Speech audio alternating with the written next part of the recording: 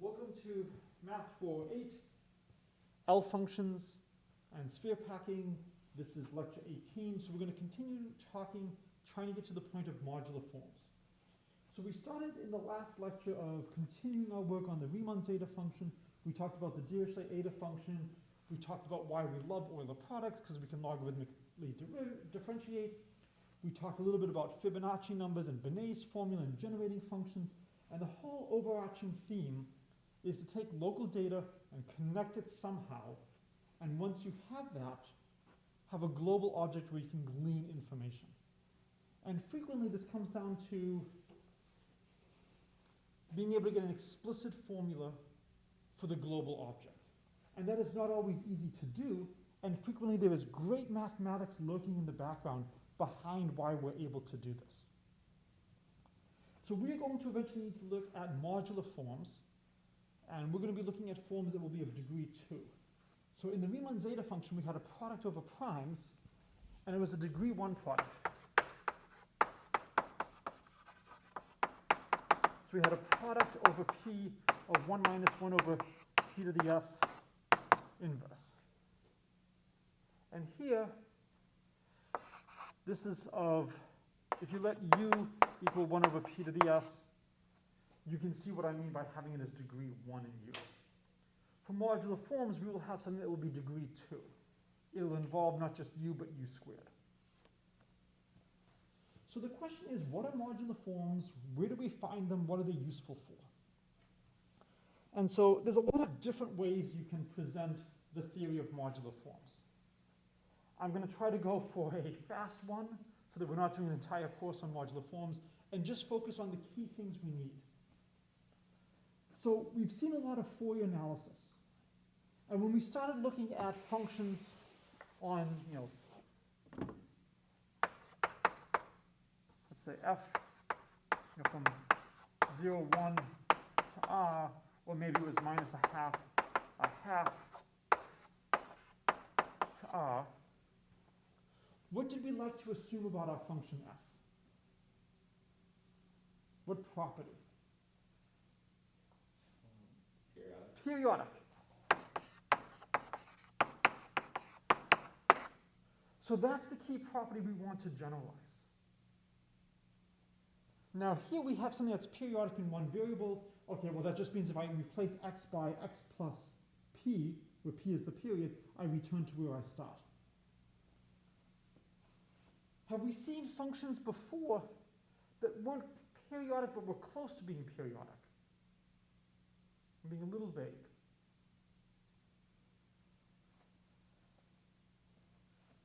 So it doesn't quite return to where it was after you go forward a unit, but it returns in a very nice way. Gamma function? The gamma function.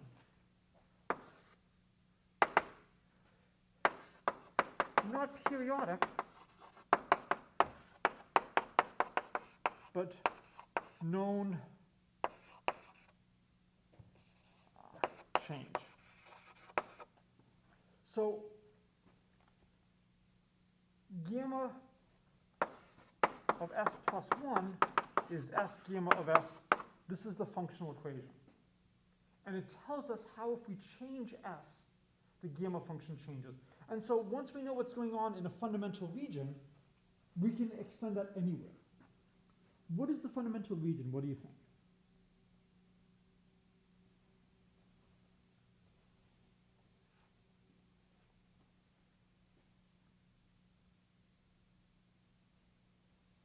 You have infinitely many choices, if that helps. 0, 1. 0, 1. So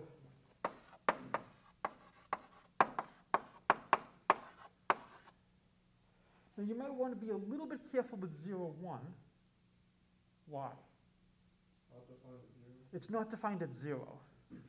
So maybe instead of 0, 1, maybe do 1, 2. Should they both be closed? Yeah, I would say half open, because we can march down and just put them all together. And so this is the idea of a fundamental domain. Why do you think we denote it like this?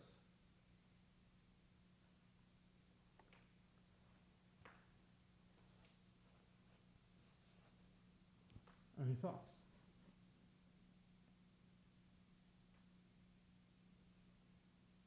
Does everybody know what I just wrote down? People's cursive is that bad, or my handwriting is this bad? It's an F. Isn't that a script F? So, if it makes you feel better, when I was in grad school, when we were being lectured on this, the handwriting was similarly confusing to us, and it wasn't until a bunch of us grad students met after class, it was, oh, that's an F for fundamental domain. Okay, that's what's going on. Okay. You always want to have good notation. F for fundamental domain. In addition to the gamma function, we have zeta of s. We had the C function, which was, let's see if we can write pi to the minus, I think, s halves, gamma of s halves, zeta of s equals C of 1 minus s. And so if we know what's going on in a region, we can continue. But here it's a little bit different now. What kind of region do I need to know here? Is it a finite interval, just 0, 1?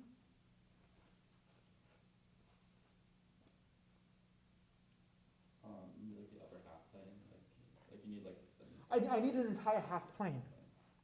Say, real part of s greater than 1. And of course well, then what's going on at the line 1? So maybe real part of s greater than or equal to 1. And if I know what's going on,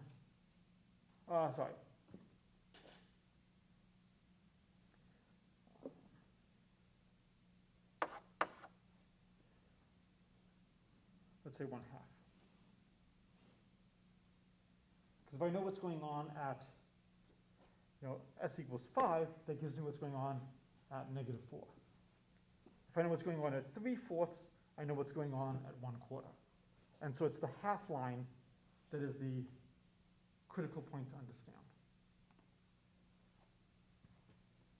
So we're generalizing a little bit the notion of periodic. Periodic is extremely restrictive. The gamma function is much better because it's not periodic, but it's a knowable change. It doesn't change by that much. So when we look at modular forms are going to be a function of a complex variable, and they're going to have well-defined changes as we change the complex variable. And the two most important maps are T of z is z plus 1, and S of z is -1/z. So more generally, there's what's called the fractional linear transformations, or Mobius transformations.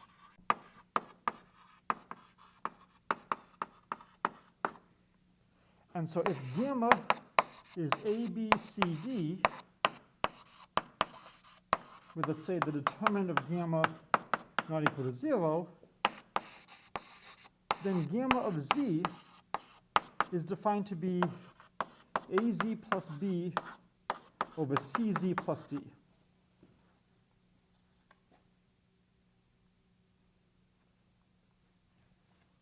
So this is a way to have matrices act on complex numbers. And it's clear that this is going to return a complex number. Yes? Or does it not always return a complex number? Will gamma of z always be a complex number?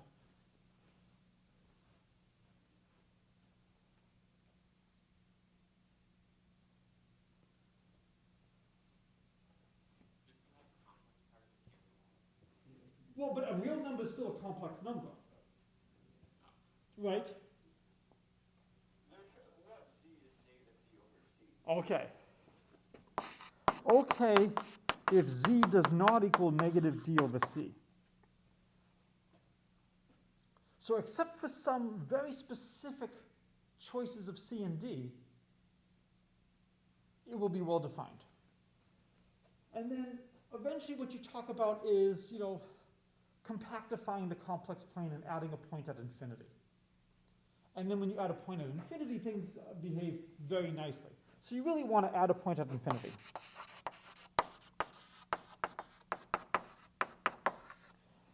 So, bless you. This is where, if you want to give me some feedback after class as to, do you want more details, less details, let me know. I'm trying to just give you a sense of what's out there, what are some of the issues. This is a senior seminar. Some of you are considering graduate school. I want you to get a sense of what would happen if you tried to study things further. What are the problems? What are the difficulties? How would you add one point and now somehow compactify things? And there's ways to do that. So the next thing is to try to decide where we want to study our functions. So for periodic functions of period 1, do you want to study them on 0, 1, or on negative a half? Or does it not matter? Doesn't matter. The two of them are equivalent and you can pass from one to the other. Do you want to study a product or do you want to study a sum? How can you go from one to the other?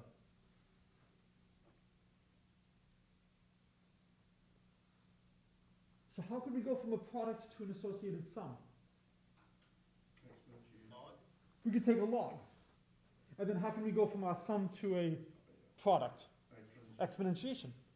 So really there's no difference between studying one or the other, but sometimes one is more friendly for you to look at than the other, and you just prefer to look at it in that way. And so when we look at functions of the complex variable c, there's a lot of different ways we can look at it. Typically, we like to look at one of the following two spaces. The upper half plane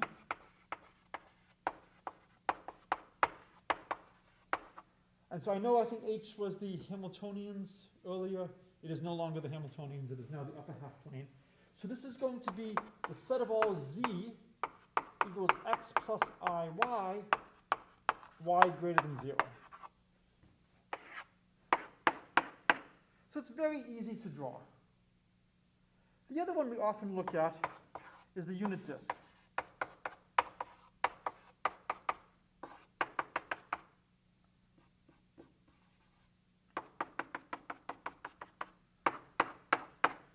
And this is the set of all z such that the absolute value of z is less than 1.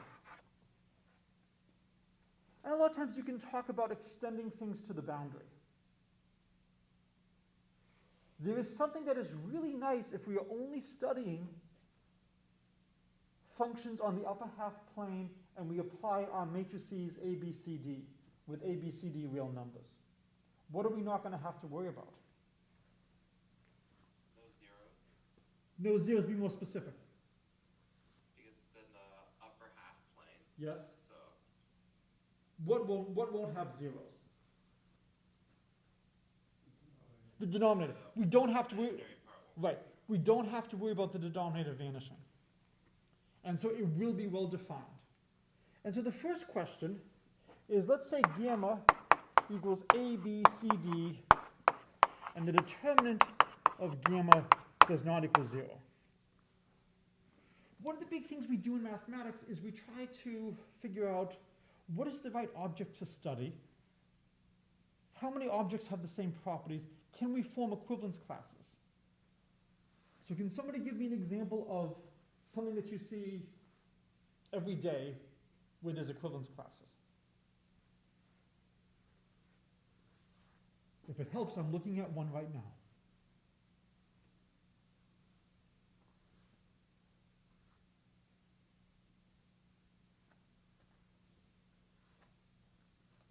okay, I'm going to hazard like Yeah, modular arithmetic, clock arithmetic, right? If it's 10 o'clock, what time is it in 5 hours? 3.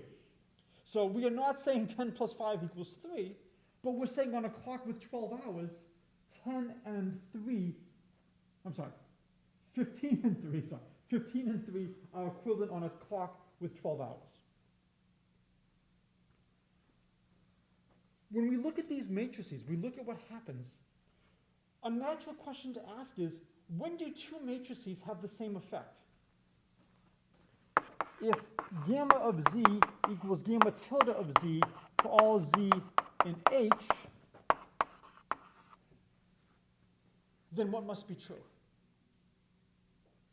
So is it possible for two different matrices to have the same effect and be indistinguishable? So this would be AZ plus B over CZ plus D equals A tilde Z plus B tilde over C tilde Z plus D tilde. Can you give me something that will force these to be the same for all Z?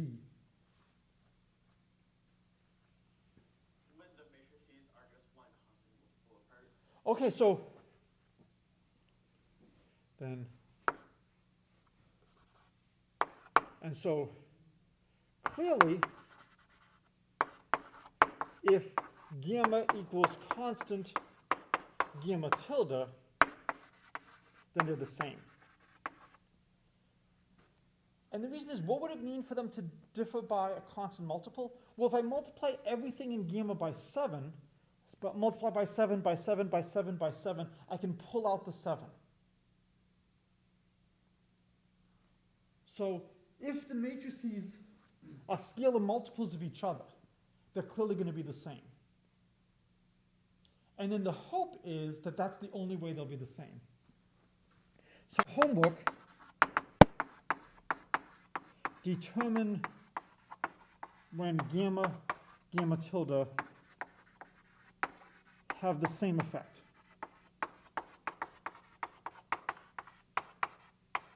On all of H. So we know that if they are scalar multiples, they have the effect. Should there be any other way where they would have the same effect? And so you should be able to do the calculation and figure out that they probably will not be the same unless this happens. One way to do this is to potentially cross-multiply and start to do a lot of painful algebra. Almost surely there's a better way to do it than to do a lot of painful algebra. It's there. It's something you can always fall back to. But if you can try to think about what's going on, and we'll talk a little bit more about what these matrices do. So the first thing is I've been talking about these matrices map from the upper half plane to the upper half plane. We haven't really proven that yet. We probably should. Before we do that, if two matrices have the same effect, if they're scalar multiples of each other, what might you want to assume about their determinant?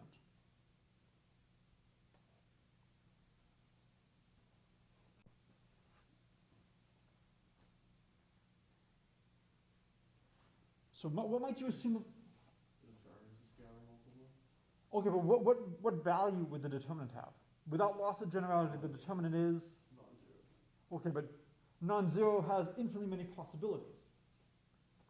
Without loss of generality, can we assume the determinant equals, what would be a good choice? 1. 1. So one possibility is, if you want, you can say, hey, look, two gammas have the same effect if they differ by a scalar multiple. Why not just assume that we only look at gammas that have determinant 1? The difficulty with that is we might want to put constraints on the ABCDs. We might want them to be integers.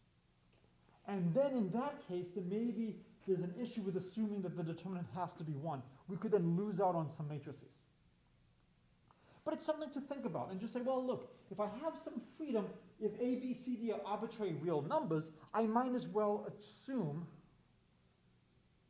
that the determinant is 1. And so this leads to GL2 of R. These are 2 by 2. It's general linear real entries. So out of curiosity, has anybody seen GL2 before? Okay, which class? I don't remember. Okay. Which class? I think in abstract. In abstract, okay. Maybe, yeah. And so this would be the set of all A, B, C, D, A, D minus B, C equals 1 elements are in R. Related to that, you would have SL2Z. It's a subset of GL2R entries are in Z. So it's always nice to know that they exist. Can somebody give me a matrix in SL2Z? Identity. Okay, good. So we are not looking at an empty set. Can anybody give me another element? There's a very specific one I want next. The negative identity.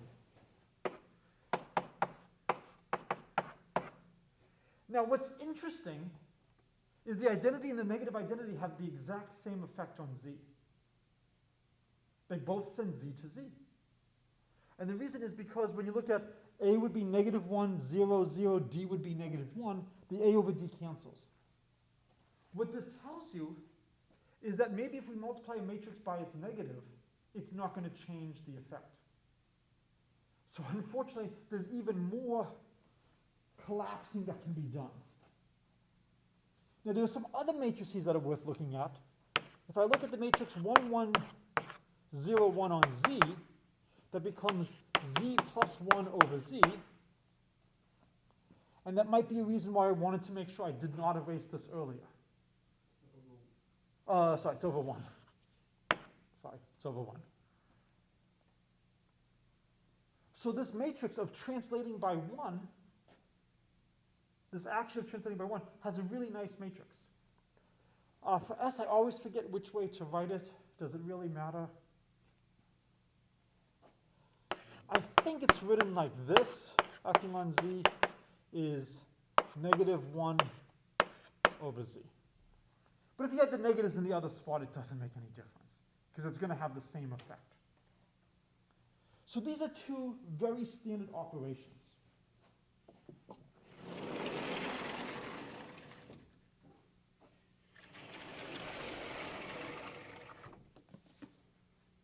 So we still have the upper half plane.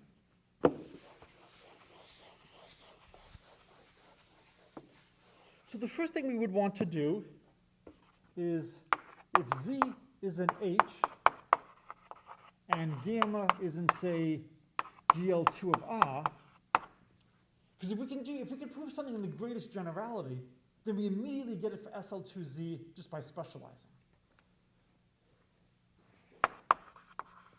Then gamma of Z is in the upper half plane. So what do we have to do to show that gamma of Z is in the upper half plane? What do we have to compute? The imaginary part. So I'll call this a claim, and then the proof is straightforward. Gamma of Z is AZ plus B over CZ plus D. All right, how do we handle this?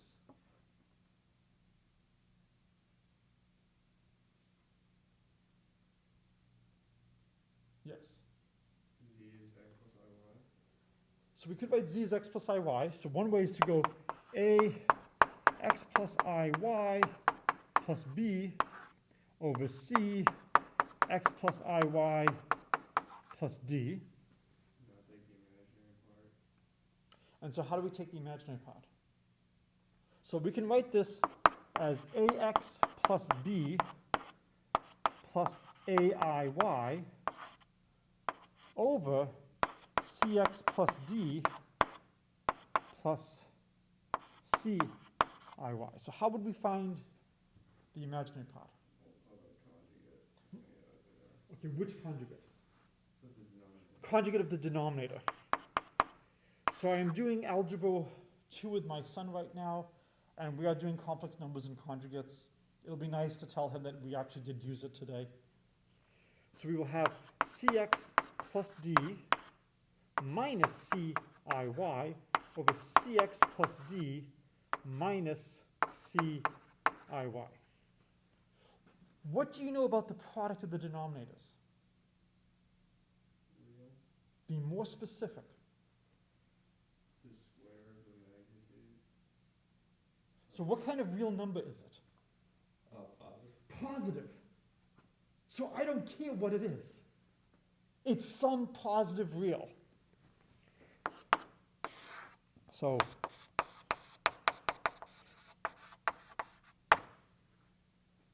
let's conserve some chalk. It's a positive real down there. When I have ax plus b times cx plus d, what do I know about that? Real. Real.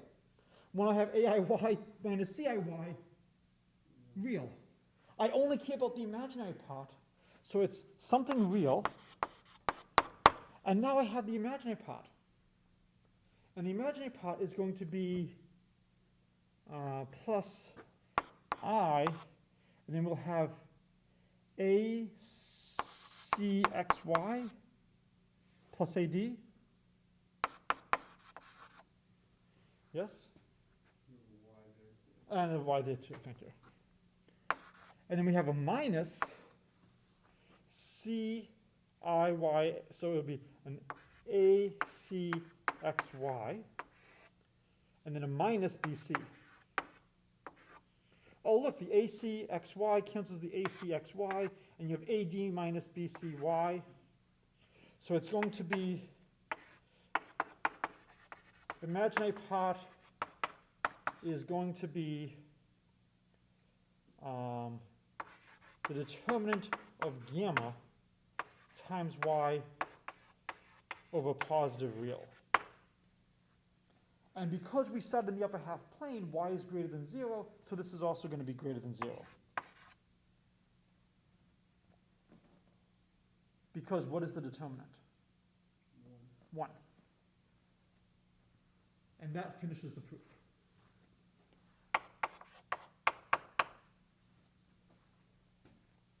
So it's not a bad calculation. Yeah, the key idea was to immediately replace z with x plus iy, and then the rationalization of denominators, which you have had, I think, drilled into you in elementary school, where they tell you somehow it's horrible if the denominator is 7 minus square root of 5. You have to clean that up and put all of the mess upstairs. We're finally using it. So have you used that in any math class before now? Or is this the first time you've actually used rationalizing denominators? I'm kind of hoping that this is, this is the first time you've actually seen a use, and I can try to justify why you learned that. Because most, elementary and middle school teachers do know about modular forms and the, coming down the pipeline, and want to make sure that you're ready for it. Okay, so now we know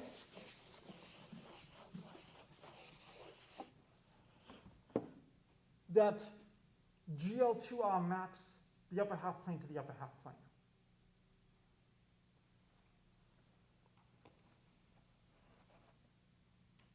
When we looked at extending the reals to the complex, to the quaternions, to the octonions, something happened at the octonion level that should have given you pause as to, I don't want to study this anymore, I want to go home. What scared us at the octonion level? Loss of associativity. What do you think we should look at now? Is this operation associative? Yes, it's operation associative. What would it mean to compose various things? What if we had, gamma 1 and gamma 2 acting on z? How would you view that?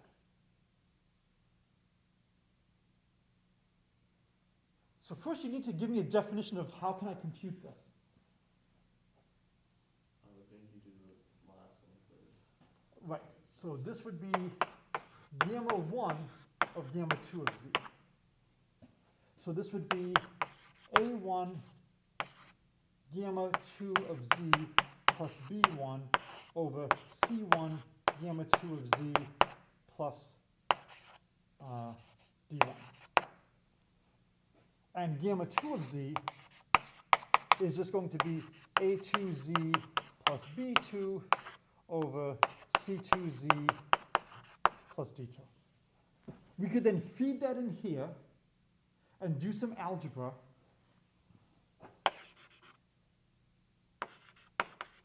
And we would get alpha Z plus beta over gamma of Z plus delta.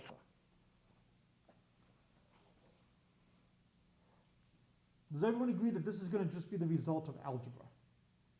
And you can go through, you can clear denominators, you can make everything nice. It is entirely unenlightening. There is no reason for me to do this on the board. I remember in my freshman physics class, there was a tedious calculation, and the professor said, I'm going to do this once, and you should never see this again in the rest of your life. How should you actually do that calculation?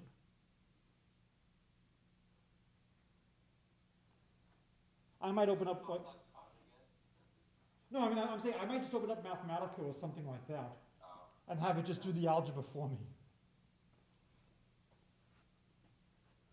Anybody have any thoughts about what alpha, beta, gamma, and delta are? The numbers in gamma 1 plus gamma 2. Yeah, so the question is, we could calculate gamma 1, gamma 2 of Z and call that maybe alpha tilde, beta tilde, gamma tilde, delta tilde acting on Z. And in a shocker, it turns out that this is basically alpha, beta, gamma, delta. That following gamma 2 with gamma 1 is the same as first multiplying the matrices and then applying that. Okay. So any questions on what we have now? So we've decided that there is a nice way to define actions of matrices on complex numbers that take things in the upper half plane and give you back things in the upper half plane. One of the big issues is always, where do you want to study things? And there is a phenomenal result in complex analysis called the Riemann Map Exam.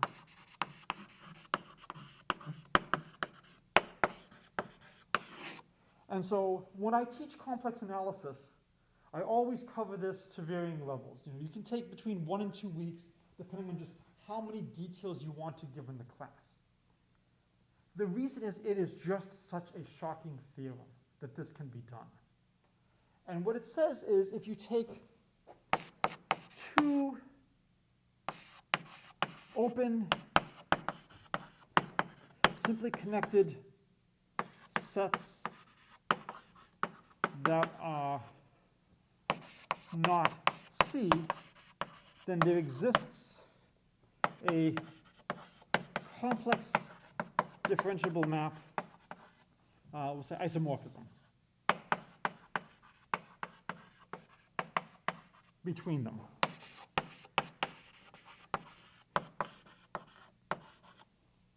So what does it mean to be simply connected?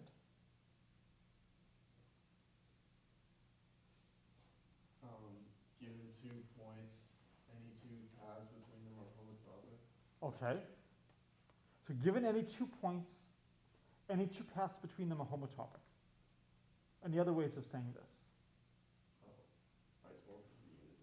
Isomorphic to the unit disk. Any other ways of saying this? And it can be a more informal statement. It doesn't have holes.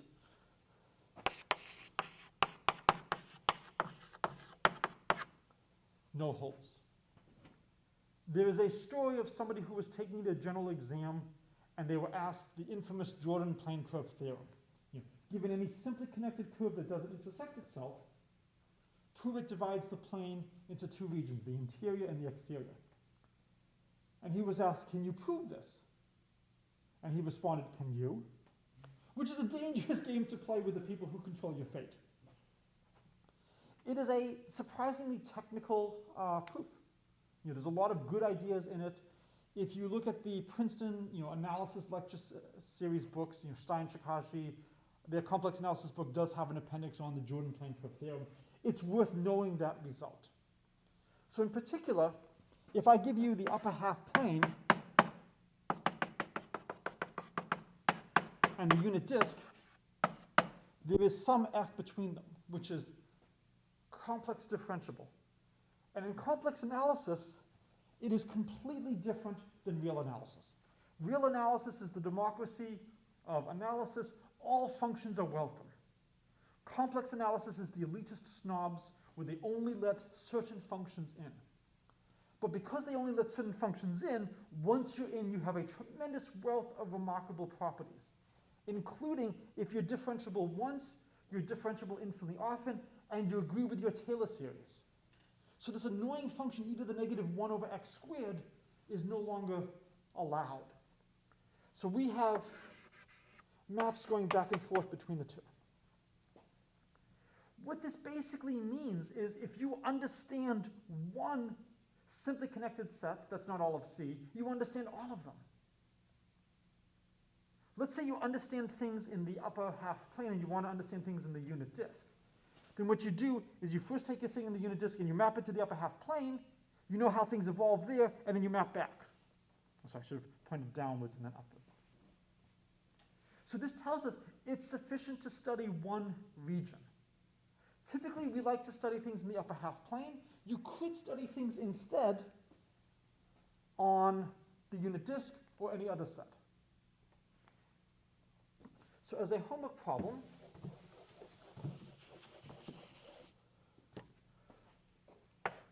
homework number 2, find a function f from h to d and its inverse, f inverse from d to h. So find the isomorphism.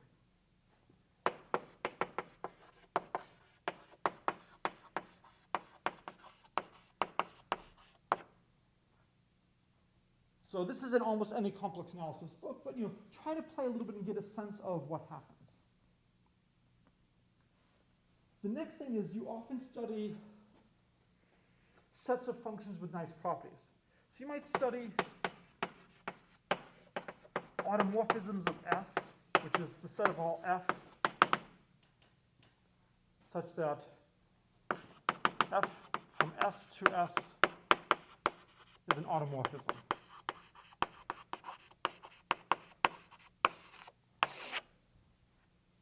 So what does it mean to be an automorphism from S to S? It's an isomorphism. So it's one-to-one and onto. And it will thus have an inverse as well. So imagine we understand the automorphisms of H, and we want to understand the automorphisms of D. And we have over here, we have F sends us from H to D, and F inverse sends us back. So if you had an automorphism in H, how could you get an automorphism in D?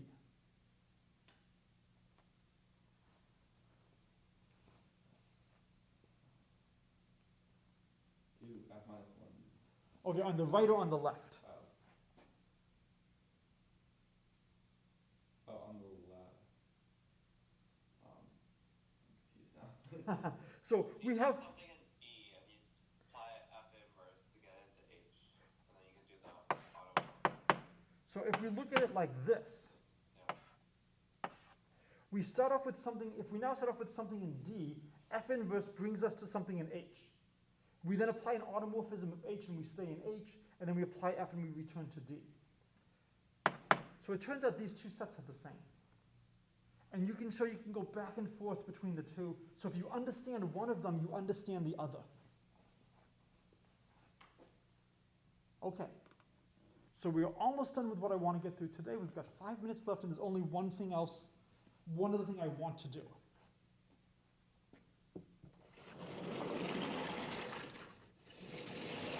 Oh, yeah. So unfortunately, the maps T and S have long since been erased.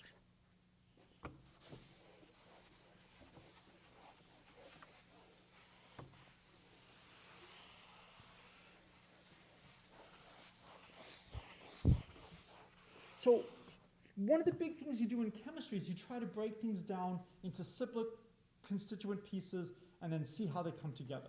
So you break the compound down into the atoms, maybe the atoms down into the protons, electrons, neutrons. If you want, you can then break those into quarks, so on, so on, so on. So I want to understand for the action of SL2Z on H. And so these are going to be matrices, A, B, C, D, such that A, B, C, D are integers, and AD minus BC equals 1. And we already know that there's at least several examples of such matrices.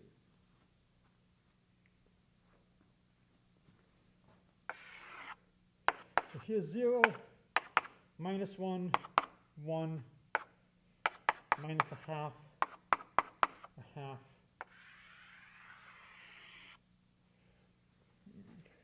actually, let me draw this a little bit lower. 0, minus a half, minus 1, 1 half. Okay. So with some imagination, that is a unit circle, or at least half of a unit circle. Now, what we want to do is we want to try to express matrices of SL2Z in terms of generators. So how many of you have seen generators in, say, an abstract algebra class? Where you want to show that every element of a group is generated by some key. What's a classic example in abstract algebra where you have something that's nicely generated? Cyclic groups.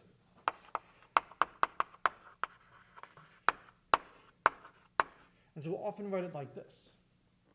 And then there's some beautiful theorems that, maybe if we're looking at some of the clock groups and something is prime, then that will be cyclic.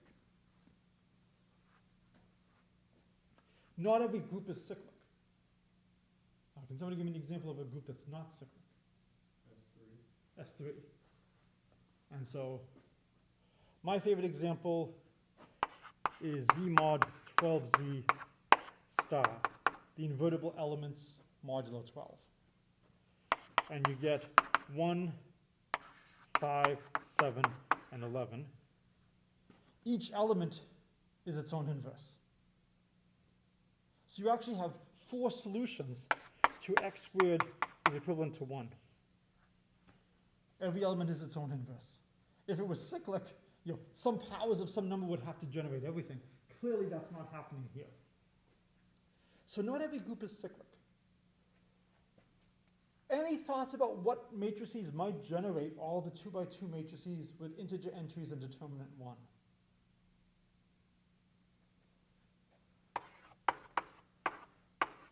SL2Z is generated by what? The 2 you gave earlier. Yeah, the 2 I gave earlier. And this allows me to have not just the matrices, but their inverses and any string of T's and S's. So basically, any finite word in T and S. I remember when I was a graduate student, I was teaching a linear algebra class, and one of the professors who was teaching it was one of my mentors. He was a postdoc at the time, and he actually gave these matrices on a linear algebra exam. He goes, "Oh, you chose the generators of SL2Z." And he goes, "I did?" And he didn't even realize he had done it. He's just so used to looking at these matrices all the time. And so the idea is that any matrix can be expressed as a word in T and S. So maybe it's T cubed S T to the minus 4 S T to the 11 S. Do you think we would ever have an S squared?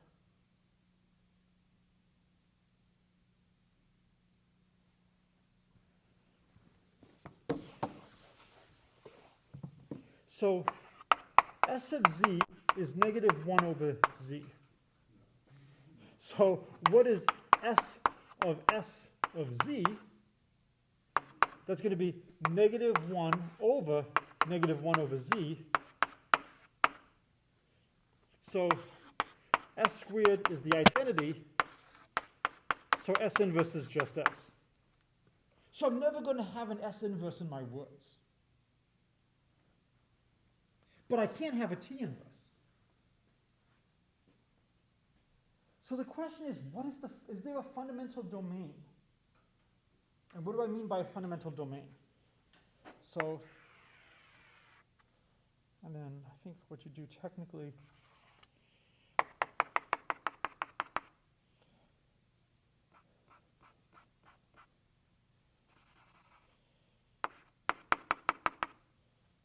so what I'm doing here is I'm looking at all the points in the upper half plane.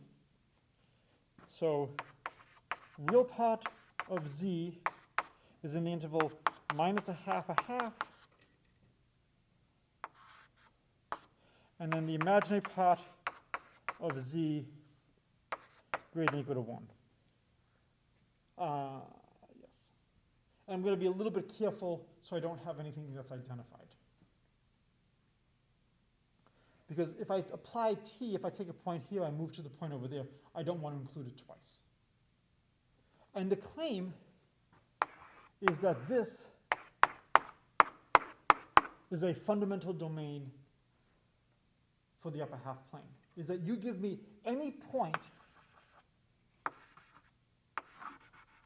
and I can find a gamma, so maybe Z1, Z2, gamma 1, gamma 2. You give me any point and I can find a gamma that pulls it into here. Why is this going to be useful? Well, another way of saying that is if I take something here, I can move myself to anywhere else in the upper half plane. And the generalization of periodic is going to be, maybe I want any point that is in the orbit under SL2Z to have the same value as the function.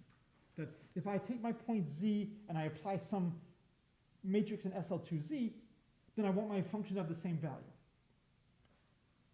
And that's going to be the simplest definition of periodic. More generally, we could say, well, maybe this is being too restrictive because now it has to be exactly the same. I'll allow my function to be different, but I want it to be different in a controlled manner. And so what we'll do next time is we'll talk about, if I have f of gamma of z, I want this to be some nice fixed function g of gamma times f of z. And this is a fixed function. What's the simplest choice you can take for g that I will allow you to do without throwing chalk at you? Identity. So g equals the identity would be periodic. And then if we allow g to have some dependence on gamma, then we're generalizing the notion of periodic.